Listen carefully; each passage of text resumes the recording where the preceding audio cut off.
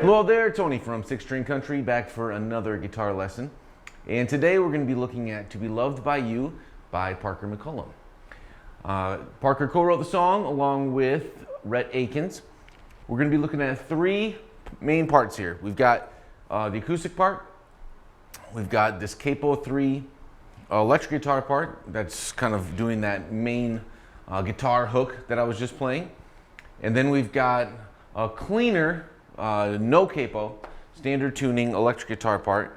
And if you listen on the recording with some headphones, you can hear one's panned left, one's panned right, and they're doing some really nice stuff, complementing each other, these different guitar parts. And so we've really dissected that. It's all tabbed out. And we'll go over all of those parts, including a nice solo that we'll do on the guitar with no capo.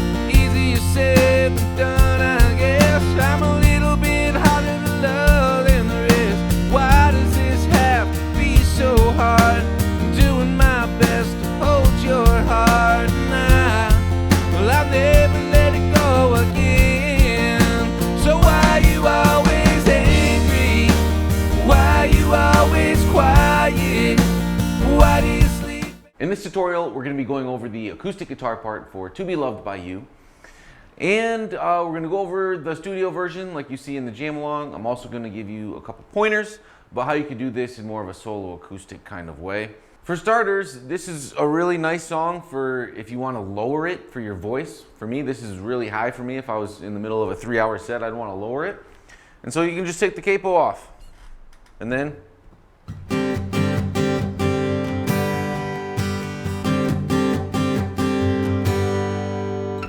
right? And you can play it exactly the same way, and boom, you just got a step and a half, which will be much nicer for a voice like mine. So that's one trick. And when we get to the verse, I'll talk about some alternate strumming patterns you might want to play as well. Okay, so for now, let's just learn this introduction. We got again, we're gonna have this capo on the 3rd fret so we can play along with the recording. And we're thinking about this G shape. 3rd fret above the capo, mute that A string, open, open, open, and 3rd fret of high E. And then we're going back and forth between that and this C over G, okay, which is just, the only thing that changes are these middle strings. This D goes up to the 2nd fret, open G, 1st fret of the B string, still 3rd fret of high E. So for this first part, we're starting on the C over G. 1 and 2 and 3 and 4 and 1 and 2 and 3 and 4 and 1 and 2 and 3 and 4 and 1 and 2 and 3 and 4 and 1 and 2 and 3 and 4 and 1 and 2 and 3 and 4. Okay, so we're accenting the 1 and 2 and on that downstroke I'm kind of muting kind of raking over the strings, muting with my palm, the strings down here by the saddle. 1 and 2 and mute, and then just starting this down up strumming pattern already then, but I'm accenting that second beat, and then just keeping going with the down up down up down up. This whole song, Parker McCollum pretty much is just doing this on eighth notes the whole time. 1 and 2 and 3 and 4 and 1 and 2 and 3 and 4 and 1 and 2 and 3 and 4 and 1 and 2 and 3 and 4 and 1 and 2 and. This is going to be the guitar lesson for the Capo 3 guitar part. And as I said in the intro, there's a lot of cool stuff that's going back and forth between this guitar and the other electric guitar. This guitar is not going to play the solo. We're going to do that with guitar 2 with the no capo option. But this guitar is going to do the main guitar hook. All right, so let's get going and learn that. So I got Capo 3, and now we're going to be thinking of key of G chords with this capo here, all right? Even though the song's in B flat, we're going to be thinking about the key of G chord shape. First thing to start with is just this. So 3 above the capo on the low string, mute that A string, then you got open, open, open, and the 3rd fret of the high E string.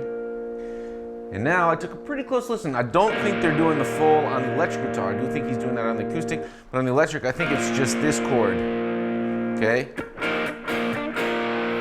This is just your pointer finger on the 1st fret, and that's the only thing you change. Everything else stays the same.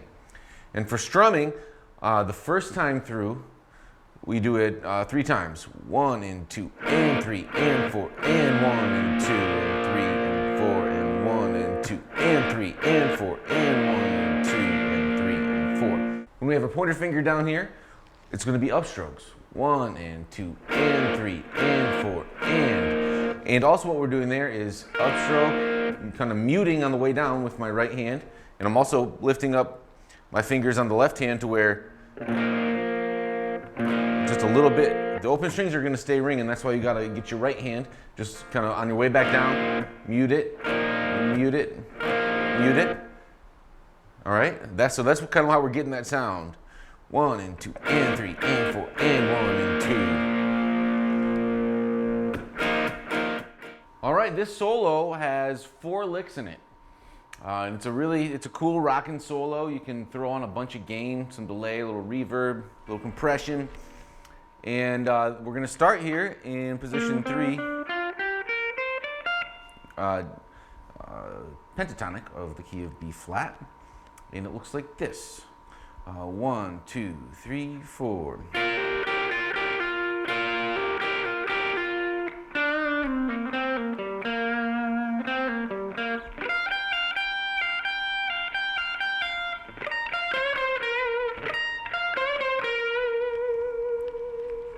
All right, and that's the solo. So riff 1 is.